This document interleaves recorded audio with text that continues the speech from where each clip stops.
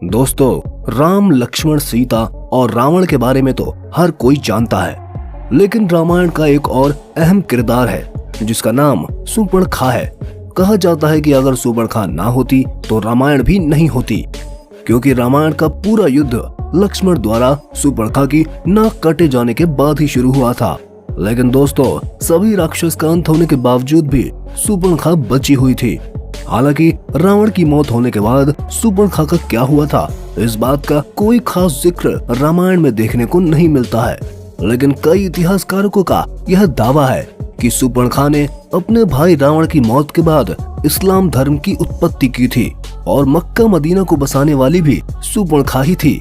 कई इतिहासकारों के मुताबिक तो ये भी बताया जाता है कि आज इस दुनिया में मौजूद सभी मुसलमान शूर्पणखा के वंशज हैं। दोस्तों, भले ही ये सारी बातें आपको कहानी की तरह लग रही हो, लेकिन आज की इस वीडियो में हम आपको शूर्पणखा के कुछ ऐसे रहस्यों से पर्दा उठाने वाले हैं जिन्हें जानने के बाद आप भी दांतों तले उंगली दबा लेंगे। लेकिन उससे पहले वीडियो को लाइक करें और चैनल पर नए हैं तो सब्सक्राइब करके बेल आइकन को प्रेस जरूर कर लें। तो चलिए वीडियो को शुरू करते हैं। दोस्तों, कहा जाता है कि शूर्पणखा राम के रूप पर मोहित हो गई थी, लेकिन एक पतिव्रता होने के वजह से राम ने उसे लक्ष्मण के पास भेज दिया। लक्ष्मण भी एक पतिव्रता थे, इसलिए उन्होंने भी शूर्पणखा को अपनाने से इनकार कर दिया। गुस्से में आके शूर्पणखा ने सीता पर हमला करने की कोशिश की, जिसके बाद लक्ष्मण ने उनकी नाक और कान काट दिए। इसके बाद शूर्पणखा अपने भाई रावण के पास जाती है और उसे सारी बात बताती है, तो रावण अपनी बहन के इस अपमान को सुनकर बेहद क्रोधित हो जाता है और माता सीता का अपहरण कर लेता है और फिर भगवान राम रावण को मृत्युदंड की सजा देते हैं। लेकिन दोस्तों, हमेशा से ही लोगों के जहन में ये सवाल बना हुआ है कि इसके बाद शूर्पणखा ने क्या किया।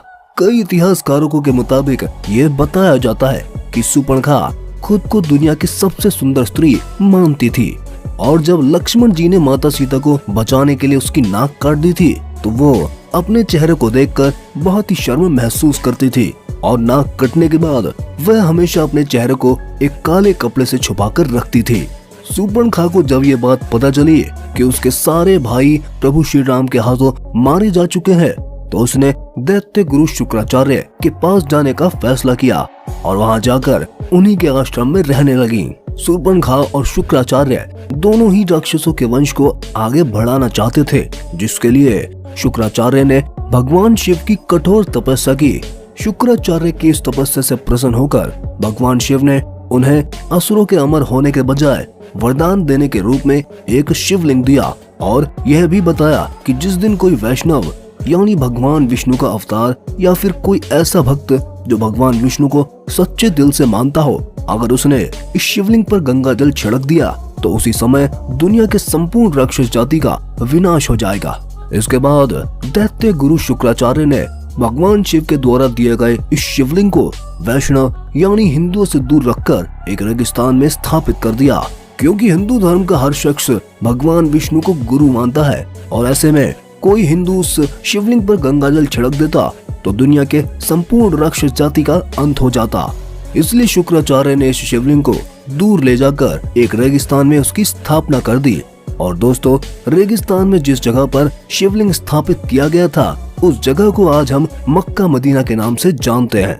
दोस्तों, भले ही ये सारी बातें आपको सुनने के बाद हजम नहीं हो रही होंगी, लेकिन आपने कई विवादित बयानों में ये जरूर सुना होगा कि प्राचीन काल में यहाँ पर मक्केश्वर महादेव का एक मंदिर हुआ करता था, जहाँ पर भगवान शिव का एक शिवलिंग स्थापित था। तो दोस्तों, यह वही शिवलिंग है जिसे भगवान शिव ने दैत्यों के गुरु शुक्राचार्य को दिया था और इस शिवलिंग को दैत्य गुरु शुक्राचार्य ने हिंदुओं से छुपाने के लिए भारत से दूर सऊदी अरब में मक्का में स्थापित कर दिया था।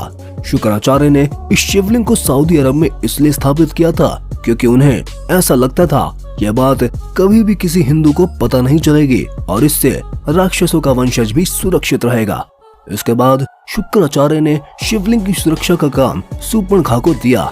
उस वक्त शूर्पणखा हमेशा की तरह अपने चेहरे को कपड़े से ढककर रखा करती थी और फिर शूर्पणखा ने अपने वंश को आगे बढ़ाने के लिए कई बच्चों को जन्म दिया, जिसके बाद वही बच्चे आज इस परंपरा को आगे बढ़ाते आ रहे हैं। जी हाँ दोस्तों, हम बात कर रहे हैं मुसलमानों की, क्योंकि आपने जब भी मुसलमान महिला को देखा होगा तो ये गौर किया होगा कि वह हमेशा ही अपने चेहरे को ढक कर रखती है और वह इसके लिए बुर्का भी पहनती है।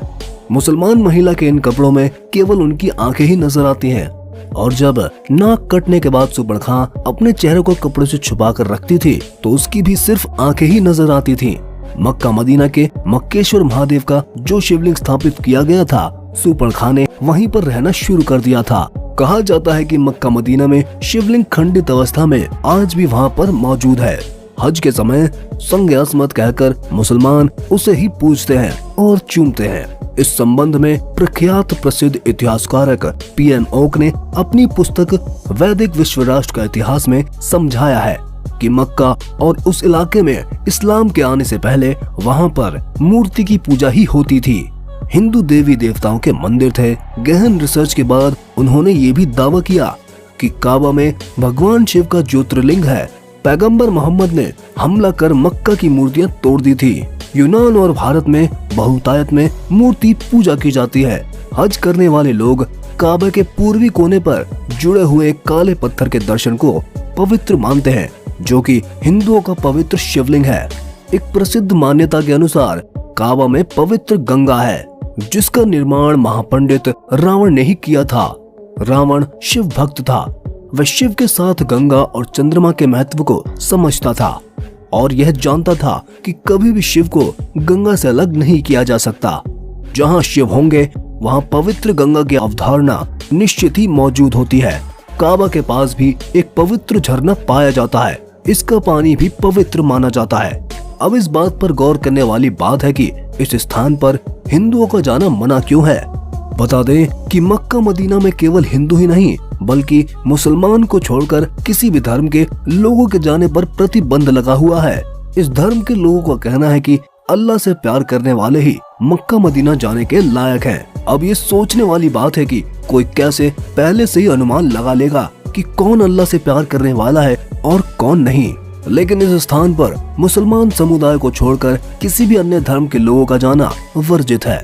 किसी भी अन्य धर्म के लोग मक्का मदीना में प्रवेश नहीं कर सकते हैं। वहाँ सुरक्षा के कड़े से कड़े इंतजाम किए जाते हैं। मक्का मदीना को लेकर ऐसी अफवाह और सच्चाइयाँ हैं जो लोगों के बीच समय समय पर चक्कर लगा लिया करती हैं और लोग इसमें उलझे रहते हैं। वैसे दोस्तों, आपको क्या लगता है मक्का मदीना के बारे में कही जाने वाली सारी बातें क्या सच हो सकती हैं? क्या सुपर्णखा ने ही मक्का मदीना को बनाया था या फिर ये सब एकमात्र कल्पना है? आप अपनी राय हमें कमेंट सेक्शन में जरूर बताएं और जाने से पहले वीडियो को लाइक करें। चैनल पर नए हो तो सब्सक्राइब करके बेल आइकन प्रेस कर लीजिए। फिर मिलेंगे किसी नई वीडियो के साथ। तब तक के लिए धन्यवाद।